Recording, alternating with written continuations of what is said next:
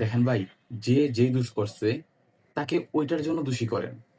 একজন লোককে একদম ঢালাওভাবে দোষী করলে যে আসল দোষী উনি তো বসে বসে মজা মারে, তাই না? এই যেমন আজকে একটা ভিডিও দেখলাম, এই যে মাইলস্টোন স্কুল অ্যান্ড কলেজের যেই লাশগুলো আছে না, এগুলা নিয়ে মনে হয় একটা ভ্যান গাড়ি যেতেছিল, মানে যে লাশ পরিবহনকারী ভ্যান আর কি, এগুলো যাইতেছিল।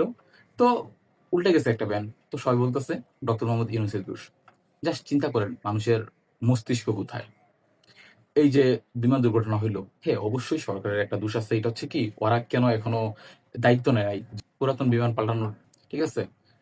কিন্তু এর থেকেও বড় দোষী হচ্ছে যারা এই অনুমতি দিছে যে এমন জনবহুল এলাকায়, এমন ঘনবসতি এলাকায়, স্কুল কলেজের পাশে তুমি প্রশিক্ষণ বিমান উড়াতে পারবা। এরা হচ্ছে সবচেয়ে বড় দোষী।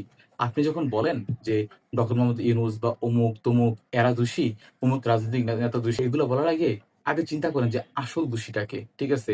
ওই লোক, ওই ওই বিভাগের প্রধান, হয়তো রাজক হইতে পারে বা যাই যারা হইতে পারে, ওরা তো বসে বসে মজা মারতেছে যারে ভাই আমার থেকে ধরতেছেই না, সব দোষ দিতেছে ইউনূসের উপর, সব দোষ যাবে বিএনপির উপর, জামাতের উপর, অমুকের উপর, তমুকের উপর, ঠিক আছে?